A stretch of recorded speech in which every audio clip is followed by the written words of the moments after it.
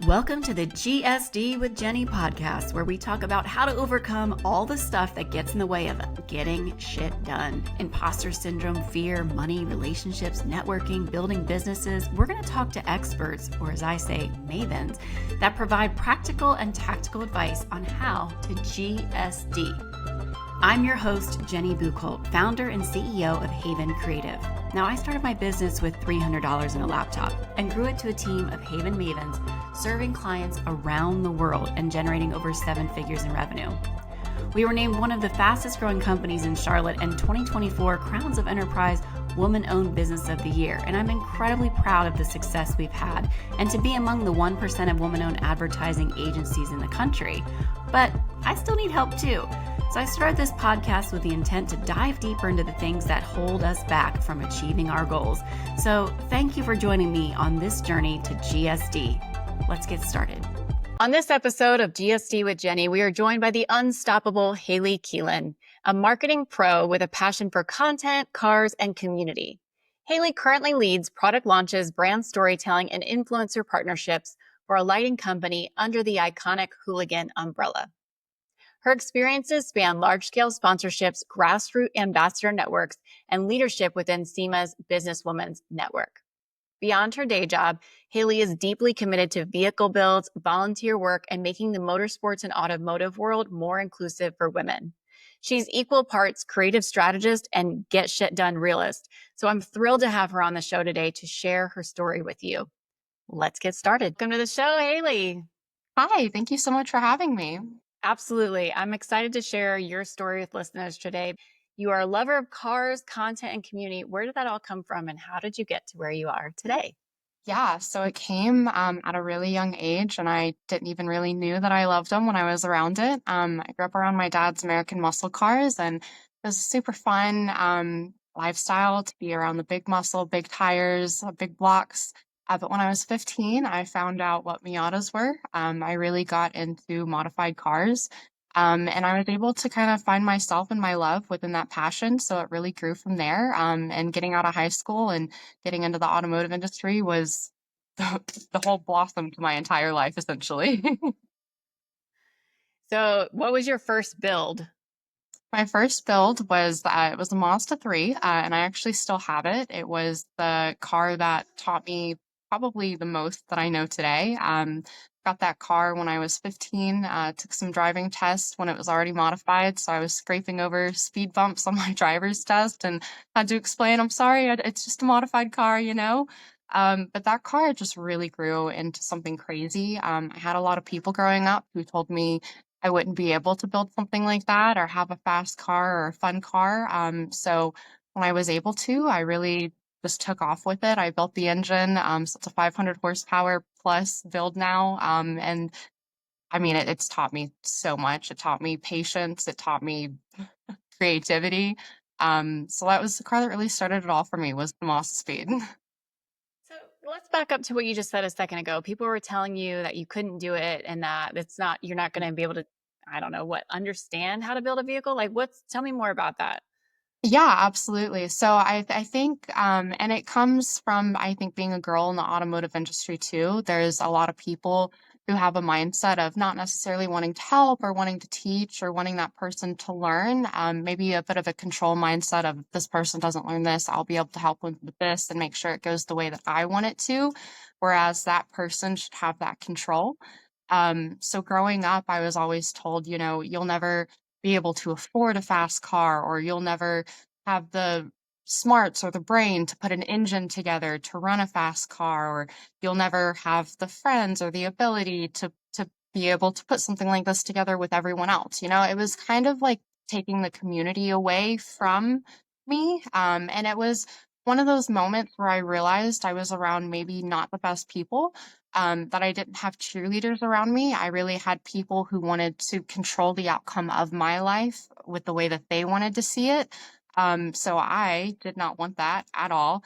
I won't say it's easy to cut ties with people, but it was pretty easy to realize afterwards what they were trying to do early on in my life. And now going forward, it's very easy and confident to be able to say, no, this is what I want. I know I want this because of whatever reason, X, Y, and Z. You've thought about it. It's your decision to make, nobody else's. That is so hard to get to that point, so I commend you for Mhm. that because I think that negative attention, that head trash, I like to call it, like the Yeah. words and voices of others can get upstairs and hold us back from trying Mhm. to go after our dreams. So good on you for pushing that away. And I was curious to know, like, when that was first happening, were those people that your friends and family, or were they just strangers that were saying that to you? Yeah, so this was a boyfriend, and a lot of them were very close to me. A lot of the big comments, and of course the ones that you hold closest, came from people that you're closest with. So when the ex-boyfriends, and it wasn't just one, it was like multiple, growing up, who just always had this weird angst of you'll never be able to have this, or almost like a weird jealousy of, my girlfriend wants to get into cars. What if she gets something cooler than me? I can't let that happen, kind of deal. And so I didn't cut ties. These were people who were extremely close to me, who I loved, I had relationships with, who if I were to cut a tie, that'd be a very big change in my life. So when those things were happening, those are things that I took very personally. And I didn't do anything. I believed them at the time. I totally 100%. I was like, you know what? You're right. I can't. Nope, I can't do this. And it was only after cutting those ties, and it took a few years. There's like one of them was like a 4-year relationship. Very long time to be stuck in a mindset like that, especially growing up through high school, going through that. But once you cut that tie, it was the easiest thing in the world to turn around and say, actually, I am capable of that. So just watch it happen. Yes, and use that fuel into your Wow. fire to push forward. It is so hard though to break out of that when you're in it. I think the people closest Absolutely. to you, sometimes they want to protect you from failures, or sometimes, like what Mhm. you said, they're more jealous of what you're doing and want to Mhm. hold you back. And that's truly unfortunate because we do put a lot of trust and faith in the people around us. And I found similarly that there's oftentimes that I had to break out of that. I think that's great that you figured that out finally, I guess, for yourself. But what do you think was that catalyst that pushed you out of that relationship that was like, "No, forget what you're saying. I'm gonna go for it anyway." Yeah, for me, I remember that moment like it was yesterday. It was one of those moments where I think it just kind of changes you as a person. You have those detrimental moments in your life that you'll kind of remember forever because they were so big. It changed the direction of your life. And it was after a really big breakup with the guy who I thought was the one. I was like, I let him get away. But this relationship was really different for me because we built the cars together, unlike everything else that I had experienced, which was almost like a competition. This one was almost very loving and supportive. So when the time came for him to tell me I wasn't capable of doing something with my car and that big breakup came, it was all very confusing and very big emotions for me. I mean, huge emotions for me. I was sitting in my driveway, like breaking down crying. And I remember my mom coming out and just being there to help support me. And it was that moment that my mom looked at me and she told me that I was capable of doing anything that I set my mind to, that it was me who made the decisions and it was nobody else who controlled my life. It was literally that moment in the driveway that I made the decision to build the engine and the Mazda. And the next day, I had parts ordered. I was talking to tuners. I was talking to anyone and everyone that I needed to. So it was just that kick in the butt that I needed to Yeah. hear, like, I was capable and it wasn't someone else that controlled my life. Like, truly, overall, I am the one that makes the decision. So if it's something I want, then you should go for it. It might be scary and you might not know what happens at the end, but if you want it, try it, go for it. Go for it. Yep. I love it. Yeah, sometimes it's those Mhm. in the shit, kick in the gut moments that actually make us see what matters and push us to that limit to see what's possible. So, good on you for seizing that moment and going for it. Howard. So you decided to seize the opportunity to go on your own and figure out that you can build cars on your own. Tell me then, how did you transition into the automotive industry to work in that industry? Yeah, absolutely. I already had a few like small footsteps into the automotive industry. At that time, I had walked into a shop. So while I was going through all of this and really discovering and pushing myself to find out who Haley was and what Haley enjoyed, I had walked into the shop Coincidentally, it was on my birthday. Maybe it was the birthday gift for me, but I walked in and I told them, hey, I want to run your social media. I want to do anything and everything that you guys need here. It was an LS swap shop, so it was pretty cool stuff. You know, it wasn't just basic mom and pop shop, it was a performance shop. So it was something that I thought was pretty cool and I could get into. And surprisingly, they said yes. Mind you, at the time, I was only like 17, 16, 17, so I was pretty young. I had absolutely zero experience when it came to anything marketing related, video related. All I knew was what I had watched on YouTube, which was Hoonigan growing up. And I mean, I had a pretty good idea. They were doing awesome stuff at that time. So I was really, really pumped to get into a shop and start making my own content. And it really just transitioned from there. I found my love of marketing, you know, in the role at the shop. I did a lot more. I did QuickBooks. I did a lot of office management stuff, which is great and that's fun. But I just found such a big passion when it came to marketing and making content and connecting with people through that content. So when I had a chance to really kind of grow that in the automotive world, I took that chance with Morimoto. And funny enough, I didn't actually start in marketing. When I started, it was only a customer service position. But very quickly in, the boss, you know, he realized the potential that I had dealing with our customers and he pulled me out and he said, hey, you know, are you interested in a position in marketing? Would something like that, you know, turn your gears? And I said, absolutely. That's where I wanted to be from day one. So we started a hybrid role position. And that is how I really broke into marketing with Morimoto. And it's been a solid 5 years now with them. So it's been like a really incredible journey of growth and now running a lot of their marketing program. Was it curiosity and the grit and determination? Is it, I mean, tell me more about who you are as a person that makes you such a go-getter. Yeah, I think it's a little bit of that. I mean, it is determination and grit, a lot of bit of OCD. So when someone asks a question, I'm not going to leave that question unanswered. So a lot of it, especially with the lighting stuff, was people reaching out and saying, hey, I want a full lighting list from front to back. And I'm the girl that will get on the internet and find every single bulb in that car. And I will list it out for them front to back and I'll send it over. Here you go. Here's your complete lighting upgrade, you know? So for me, it's the ticking all the boxes that really gets to me and making sure that people are helped and as fulfilled as possible. I mean, you can check all the boxes and really make it 100%, but it's going that extra step and reassuring the customer and being there for them and just making a personality out of it. You know, you can have a brand and that brand is always going to have a name, but that brand having a personality and a persona and being able to connect to it means that much more. And for me, that was the part that I loved and really just pushed me. And I guess a big charisma trait goes into that as well, just being able to connect and talk to people and wanting to learn more about them and what they're building and the things that they're working on too. Yeah, and you know, you used a few of the words, the reassuring and the caring. I think what I hear you say is that you really care about helping others, and you leading with that has helped you make these connections and build your community and really thrive in the space. Yeah, absolutely. I think about how I would want to be treated as if I were, you know, 10 years ago in my driveway having that breakdown and how sensitive and those emotions can be. And I know that a lot of the people that I'm dealing with can be males, especially upgrading their cars, but everyone has those emotions and they all show them differently. And a guy might not go in his, you know, garage and cry and scream because something's not working out for him, but I can tell you he's just as angry and frustrated as I am that the project's not working out or something is not as he expected or it's not as bright as he wanted. So now he's coming to me for that upgrade.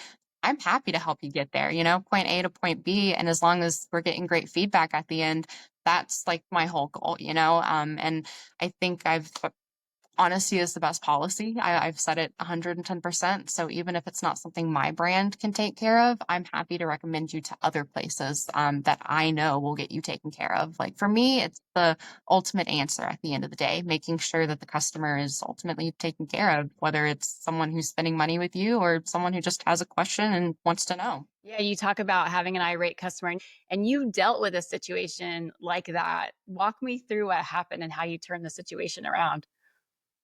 Yeah, absolutely. I deal with it constantly. I mean, it's a constant revolving door of people who want lighting upgrades. Maybe they want them really quickly. Maybe they're not, you know, what they expected. But I think the biggest thing to acknowledge is the customer and the way that they feel. Start off by by openly saying, and apologizing, giving that what they want to hear. And it's not saying the customer is always right, because we always know in the business side of things that the customer isn't always right, but it's our job to make sure that we're all communicating correctly. And it's not our job to sit there and say that you're wrong, but it's our job to sit there and make sure that we're communicating on why we feel this way and why we're helping them and giving them this support. So when customers reach out, they're upset, they're mad about something, I think the first thing that I always do is I apologize for whatever mistake they feel that I've made in the situation. And maybe I have made a mistake in the situation. So flat out, I'm so sorry that this happened. And I'm sorry that you feel this way, because I don't want you to feel this way. This is not how you should ever feel about priding products, and especially lighting products. It's not worth it. It's not that big of a deal. So let's, talk about it. And I think giving that platform to communicate to and letting them speak their feelings is what they're really looking for, especially when you're reaching out. I know that you can probably relate when you reach out to a company and you want to start saying something, you're looking for that ear to land on that is going to listen to you. And being able to give them that platform to just listen, even for 5 minutes, even if they don't want a solution at the end of it, they're just calling to talk to you about something, but giving that ear to listen to. But I think the ultimate at the end of it is how you handle what is being given to you, right? Absolutely. You can sit there and you can take it, you can apologize, and I'm so sorry. I'm going to throw this off to someone else. This isn't my department kind of deal, Or you can take the initiative. You can see the problem and go find a fix for the problem. Whether it's you going out of your way, going out of your department to make sure that this customer is taken care of, whether it's not your job or not, it is your customer and it's your satisfaction at the end of the day, it's your career, however you want to put it. So it's just the all around way of making sure that that person is taken care of, going out of your way, making sure that you're hitting all the bases, going to the product team to make sure that the product has been developed correctly, going to our sales team to make sure that the product has been sold correctly or at the correct price or with the correct discount. It's so many different things that go into making a sale and landing a sale, that when something comes up, there are specific things that you get to look at and you get to investigate. So taking those claims seriously and showing the customer that you're taking them seriously, it's really the most you can do at the end of the day. And that's what they're looking for too. They want to see some action. And ideally, that is the ideal way that I deal with customers, Haley, is not you just said so much. acknowledging, And I'm telling you right now, there's people that want to snatch you out of that company and grab you up, because the fact that you care that much about what I call busting silos, like you walked into Mhm, sales and marketing and customer service to investigate and be resourceful and find the solution because you care that much about your mhm, customer. And that is really hard to find in people. That is a really important trait. And what you're talking about too is the brand experience. So your mhm, thoughtfulness and finding the solution is what I often try to train sales leaders and marketing leaders to find in their mhm, teams, because that's the brand experience, because how you're treating that customer is a representation of the brand, and their thought about the brand. I love that about what you said. And yeah, there's going to be some people out there that are going to probably want you in their organization. That's fun. I'm just so eager to learn and grow, and that part of that is that customer experience and perfecting it as much as you can. Well, So but Imma tell you it's right just now, part of the Haley, I've job. been doing this for 22 years, and there are not that many people who are hunger to learn and grow and that are resourceful and they're of that Mhm, get shit done mentality. So it is a mhm, special trait, and I think being curious and asking questions and then wanting to find the answer is how you mhm, stand out in this, industry. But when we think mhm. about other women that are coming up through the industry, what advice could you give them, lessons you've learned on how to be successful? I was thinking about this earlier. Funny enough, I was having a conversation yesterday with one of my good friends who teaches auto shop at one of our local high schools. And I was thinking back this morning about how I didn't have auto shop at my high school, or agricultural classes, or anything like that that really showed interest or passions or taught me anything. We had band and we had choir and orchestra, and those were like our after school options. So if you're someone who's young and you're curious and you're afraid that you don't have the resources where you're at currently, don't be afraid to ask for resources elsewhere and walk into a shop and say that you're interested and say that you want to learn, because a lot of these places are going to want an extra hand around. It might take you a week or two to kind of get the hang of it, but ultimately you would be just as much help to them as they would be to you. You'd be able to learn, they'd be able to get an extra set of hands in the shop, and it might turn into something way bigger than what you ever expected it to. But I wouldn't let, maybe, I won't say the way that you're raised or the way that your education is presented, don't let it hold you back, and don't let it be the thing that stops you, and make it your what if, because that what if could be just a big stupid question. It could just be that thing that doesn't really exist, the thing that you are so scared of, this what if that you make so big and scary. What if it doesn't work out? What if they don't like me? What if they say no? It's okay. People say no all the time. I have to say no in my career all the time. I hate saying no. I actually had to teach myself how to say no, but it's like totally normal. And a no is not the end. No is not goodbye, or like forever, it's just that one person who didn't want the opportunity, and that's fine, because there's a million opportunities literally everywhere. Whether it is a mom and pop shop or a performance shop, you're going to be able to learn and grow as long as you are saying yes. I think that is my big motto for a lot of things, is just saying yes and taking the experience, because you'll never know what was to happen if you were to say no. So there was a lot of good gold nuggets in what you just said, and I'm going to back up to some of them. It was like being okay to look for something different that's not in your purview, if it's not in your high school, is to go and be curious and find other opportunities and just Yeah. knock on a door and ask, which sounds really scary, by the way, but I love what you're saying. Like, Terrifying. we often create these big narratives in our brain of like, it's not going to work out, or what if this, or what if I look stupid, or what if I fall down? And I'm like, well, what if you don't? Because failure is the way Yeah. that you learn. You fail forward, Mhm. fail often, fail fast. You're actually going to get farther ahead than anyone else, because there's so many people that are afraid to even try. So I love that you said that. And then talking about learning to say no, I can absolutely relate to that as well. But it's also one of those things where the first time I was told no, I didn't quite understand what that really meant, and it was a manager who told me no, and I was like, "So, yes?" You're just saying yes So in a I different really way. No, it really means no. Like, oh, exactly. okay. It was a big life lesson to learn that no wasn't as big or scary as I had dreamt or thought it would be. A no is a simply a two-letter word. Yes, and I think we get so comfortable in our everyday lives and what we're doing that we don't wanna push Mhm. ourselves out of the comfort zone, or when we do and we get that first, the no or the breakup that you felt like this is the end, or that we actually, Mhm. if you can push through that fear and you have the courage to try again, you learn so much about yourself. You're like, "Damn, I'm strong. I can do this. I can figure this out." Yeah. Absolutely. Like, and to give a good example of that, I had a great, and this was during my journey with Morimoto. So this was in the past 5 years, when I'm feeling really confident in my career and I'm killing it in marketing and everything. So this is when I'm really saying yes to everything because I want to. So I was already in that mindset of learning and growing. And I took an opportunity to go do media for a race team. It was a huge opportunity. It was super fun. And they hated my media. After the first race, they kicked me off. They told me it was awful. And it ruined me for like 2 months. Like, it really just was the blow that I didn't know that I was going to have as an adult. I thought like those were the breakdowns in the driveway with the Mazda speed.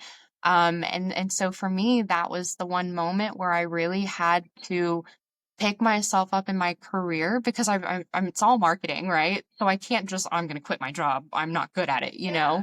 But it was one of those moments where I had to sit down and really tell myself that it wasn't my fault entirely.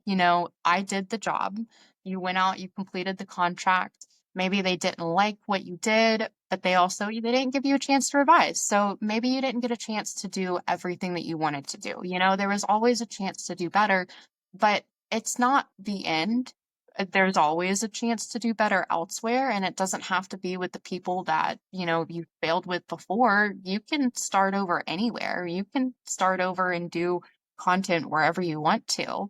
And it took a really long time for me to find the confidence to pick back up a camera and pick back up my gear and just go out and get behind the camera again because I was so shaken by that experience. I mean, I took it really Oh, personally. yeah.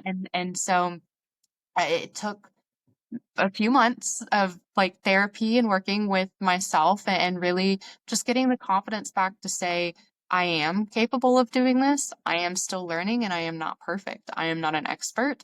This is a learning curve and we all start somewhere.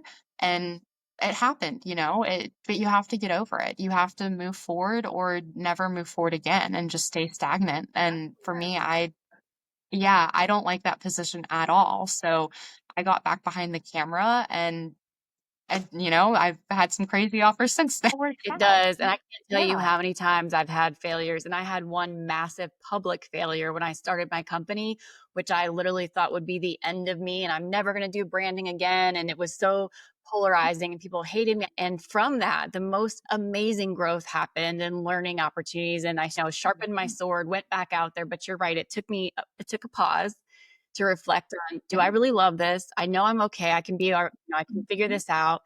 And then I think I'm better for it. I really do. I think every time I've gone through this shit, like we talked about earlier, we come out stronger. And it sounds like you did as well.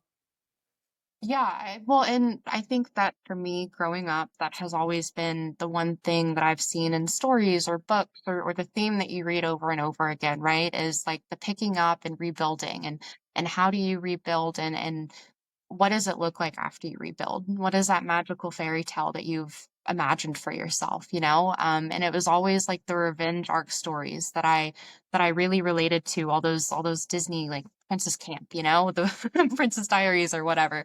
And it was those movies that showed a fall down and then a growth afterwards that really inspired me because you can't sit there and take every failure as a defeat. A failure is a defeat, but it's not the rest of your life or the definition of your life. Just because you failed one test doesn't mean you're going to fail every single test in your life. I have failed plenty of tests, and I was like a straight A AP student my entire life growing up. So I dropped out of AP Chem. Like, I'm definitely not like a scholar or anything, but I took failures very personally, as a very emotional person. And for me, the best way to handle those big emotions was to use them as fuel to the fire to grow and to become better at the end of all of it. Absolutely. I think you said it a little while back when you're like, okay, I'm going to use this as my fuel to push on and then see what I can do with it. Like, tell me I can't and I'll show you I can. Right. Absolutely. That has always been the biggest one for me. Tell me I can't, and I will show you tenfold that I will always. Yes, I love that so much too. So you also mentioned vision. So when you're in your career right now or even before, did you have an idea, a picture in your mind, a vision of where you wanted to be? Did that help guide you? If so, tell me a little bit about Absolutely not. I had no idea. I I'm serious. I've come into this with like the biggest blank slate, and I think that's one of the cool things about discovering yourself in your career is you get to try so many different things. And I've also had a company that has stood behind me and realized that I'm capable of doing all of these things and has allowed me to do these positions. But I've done anything from SEO optimization to blog writing to running all of our social media to making social media posts to product launch inventory management to like my big one now and what I find my biggest passion in is my ambassador program, and working with all of my brand ambassadors and these people who literally represent our brand and create the story for us. That is my biggest passion is working with these people and helping them with these builds and watching them grow and be so proud of it. It's like my little mother moment of watching them post all of these amazing things on the internet. And that's where I am now, and I absolutely love it. It has made me realize that brand involvement and brand personalization is one of my specialties, especially when it comes to community engagement. It's one of the things that I've really stuck with the last 5 years. I've kind of realized my trend in my careers, and I've loved every bit of it. I would love to continue like growing those programs and managing those programs, and especially this ambassador program, being able to show our other companies that we work with, what we're capable of working with these influencers and content creators. It's been really cool having other big brands come and ask questions of, hey, how do you set up this process, or how do you feel about working with this person, and how would you handle this? And being able to lead them in the right direction and watching their success as well. That's awesome. I mean, I think a lot of what you said is about just being curious, right? Trying a bunch of different things, getting to just play and try everything out and Yeah. then figure out, like you said, where's this red thread? I keep leaning back to community and brand storytelling, and now you're really Mhm. leaning into that. So that's a really cool way to go about finding your passion. Exactly. Well, and say that, like, some of those positions, I walked in and I asked for them, or some of them we had people leave and they were like, "Hey, do you want to come in and do this?" And maybe it wasn't what I wanted to do, but I said yes. Yeah. That's the whole theme, right? I said yes. And I got the experience. And at that time, my biggest mindset was, this is going to look great on my resume, like, this is going to be it's a skill. It's another skill to add to the toolbox, and that is more valuable than anything else that you could have. I completely agree with that as well. I mean, it sounds like you were curious and you had this hunger to learn. And those two key traits is exactly what gets you in far in a professional world or in your personal goals and, staying curious. And we go back to talking about a get shit done mentality. You mentioned earlier you call it OCD, you like checking boxes, but what other things help you really get shit done? Yeah, so I am quite serious about checking boxes. Like, and this is my OCD speaking to the max, but I start every day with kind of like a checklist of what I want to accomplish that day.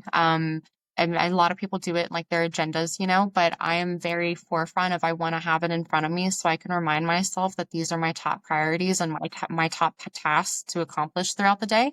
So I will start out with a little post-it note, get my pen and write down my biggest priorities, my lower priorities, and make sure that my biggest priorities are kind of at, girl, we are on the Great. same page. Take notes. Yes, I like the old school. I want to write it down. There's something I have, of course, I have a calendar, a digital calendar, but I like what you're saying. I Yeah. have to write it down, and that helps me create focus.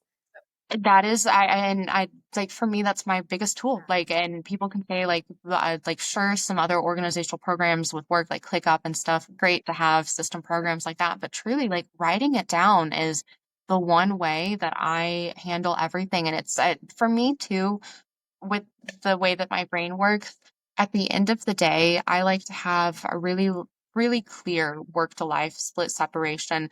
So being able to check off that last task of my day and have that separation of, okay, I've completed everything that I needed to get done today. It is time to turn the brain off and now focus on myself and relax, because it is so important to have that work life balance.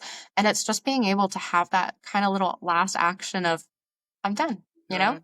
That was the day completed, done a good job, and I can continue tomorrow. And that is the way that my brain operates, is 110% off of lists and I spreadsheets. completely visualized when you said that split separation between the two. I think sometimes it's really hard for me as a business owner to separate the two. They've gotten so mingled and mushed together. But having that list and then going, okay, I'm done with this, and I'm going to step away and that clear Mhm. division separation so I can focus in on my next role, which for me is, like the wife, the mother, whatever. Um, I Yeah, like that you mentioned that though. I think it's something that people struggle with is separating work and personal and having that set time. absolutely. Mhm. I struggled with it big time when I first started my role. When I stepped into the hybrid role, leaving customer service, part of that role was doing sales. And especially as someone who used to make commission off of sales, I would spend my entire life on the Facebook, on Instagram, kind of promoting, and because that's the way that you make your money at the end of the day, right? Like, that's your paycheck, that's your livelihood.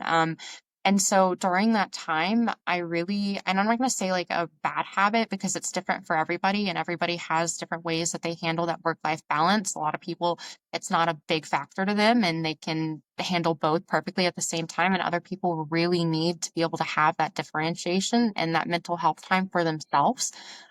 So for me, it was discovering, like, I needed that balance, especially when those customers be at 1 a.m., 2 a.m. trying to buy stuff and I was stressing out. Like I got to the point where I was waking up and it was sales, sales, sales, and making sure the customer was taken care of. And finally, I got to a point where I was like, okay, like I have a boyfriend at home. I have dinner that I need to cook for myself. I have animals that I need to take care of. And besides that, like hobbies that I would like to explore and do. And so I really had to work hard. And it actually took like sitting down with my mentor and asking him his opinion on like, hey, like, how do I handle this? I don't know how to do this.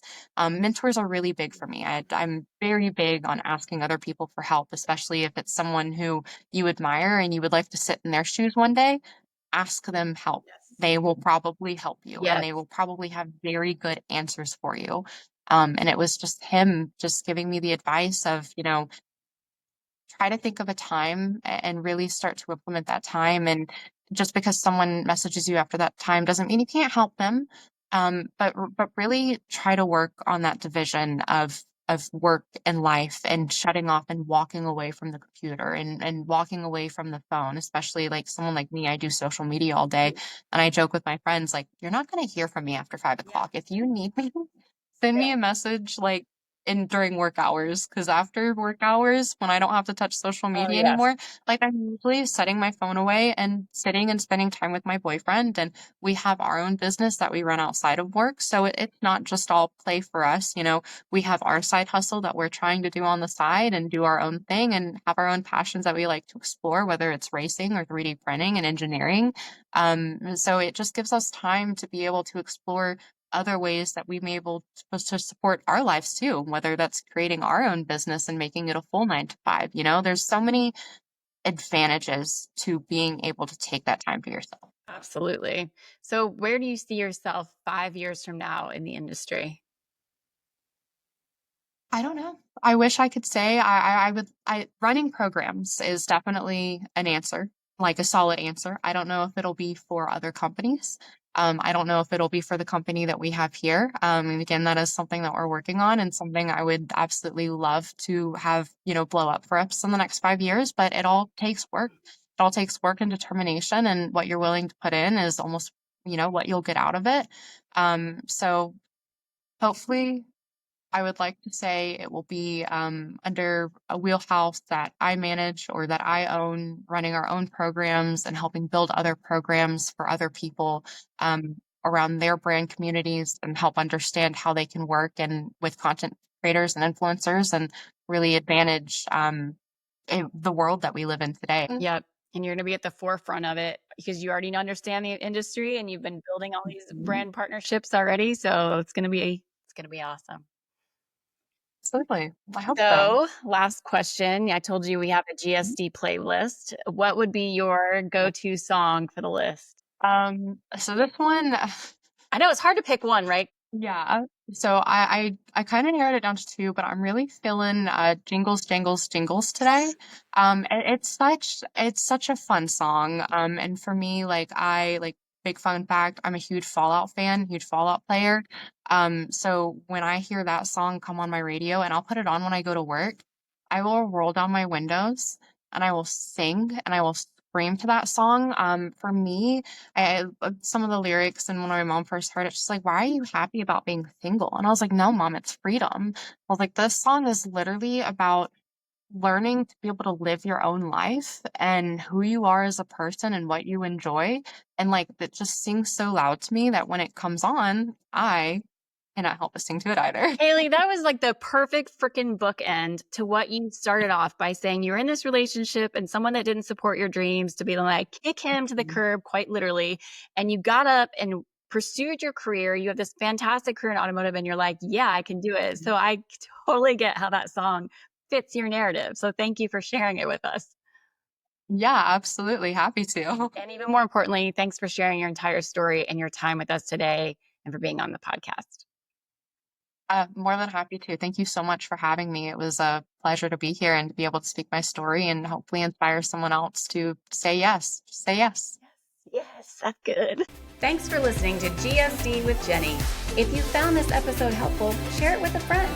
For more ways to GSD, you can also find me on LinkedIn at Jeni Buchholz, where you can sign up for my Maven Mindset newsletter, or follow me on Instagram at Maven Jeni. Until next time, go GSD, Mavens!